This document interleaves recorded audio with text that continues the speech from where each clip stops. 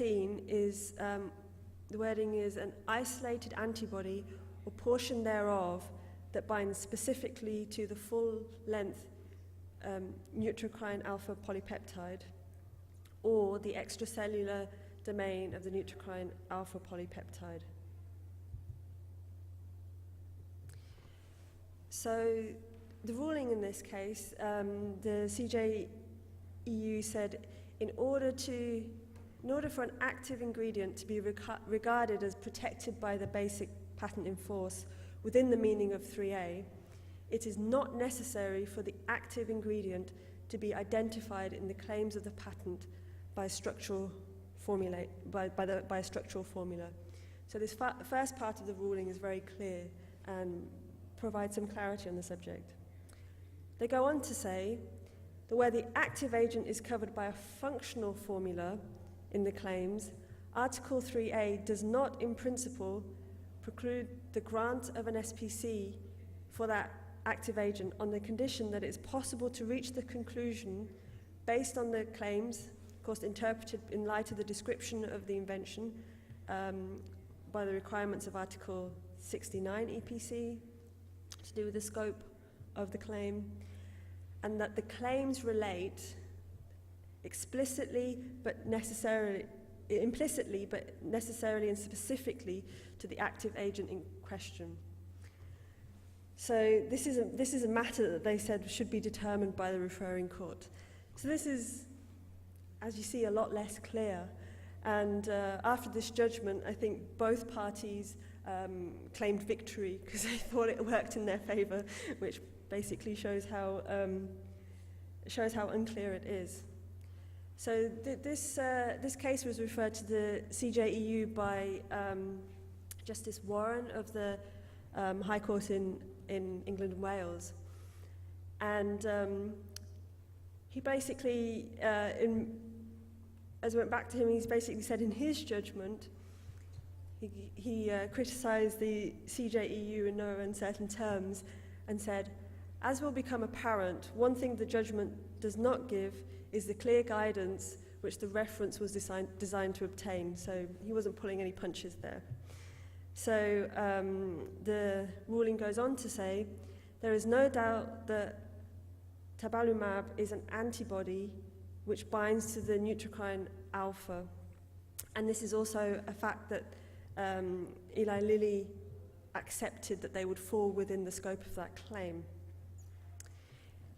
However, it is not simply the sales of tabalumab that would infringe Claim 13, and Justice Warren goes on to say, in my judgment, Claim 13 relates, he puts in inverted commas, as the wording of the CJEU decision, to tabalumab, and does so implicitly but necessarily and specifically, accordingly, Lilly's application for a declaration fails. Okay, so again, so we're left with some wording that is up to the interpretation of the national court. So, I mean, on one hand, this Eli Lilly decision did clarify the fact that you don't necessarily need a structural definition in the claims, but it's going to be interesting to see how the national courts interpret this implicitly, but necessarily and specifically. Time will tell. Okay, so what does this decision mean? So firstly, it must be clear from the wording of the claims, in light of the description, that the claim relates implicitly, but necessarily and specifically to the active ingredients in question. But this, in this ruling, it was basically a rejection of a clear infringement test, but it was also a rejection of a disclosure test, as the CJEU also said a literal reference to the active ingredients in the claims of the basic patent would be unduly restrictive. So it's somewhere in between, and as I mentioned, you know, they've left the ultimate decision of the claim interpretation down to the national courts, which makes the situation quite difficult. So what are the practical implications of these decisions? What's new? So for challengers of the validity of existing SPCs, it's important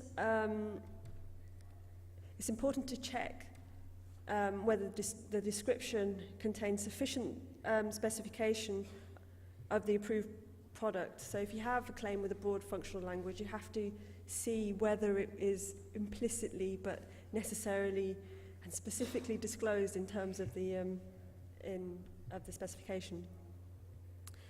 Another thing to keep in mind is to check whether the patent holder has made any investment in research related to the approved product, as there was a section in the Eli Lilly decision that suggested that the standards might be different according to whether the patent holder was also the holder of the marketing authorization or contributed to enabling the marketing authorization or used the marketing authorization of a third person.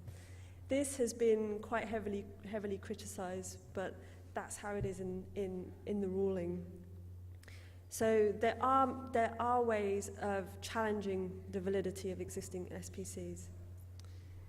So for innovators, there's a strategic challenge. So if you're out to obtain a marketing authorization for a product, you need to be really aware of earlier competitor patents that claim the product in broad functional language.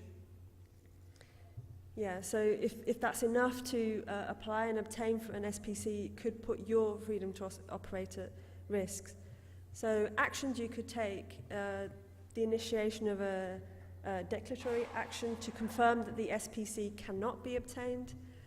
And another consideration is to check whether you can delay a possible marketing authorization until the competitor patent has expired. Okay, so it's blinking, so I'm just coming to the end of my talk. So the practical implications regarding patent filing is there is still a certain amount of uncertainty that remains based on the bounds of the CJU test. So the Eli Lilly case permits a certain amount of generic claiming as well as a functional language. So when drafting an application, there should be, in the description at least, you should clearly indicate a specific embodiment. Ideally, the basic patent should include a picture claim. So when you're drafting, while you want broad claims to block third parties, you may also need to consider narrower claims to increase your chances of obtaining an SPC. And of course, the functional language has become very important for antibody products. So thank you for your attention. I didn't go too much over.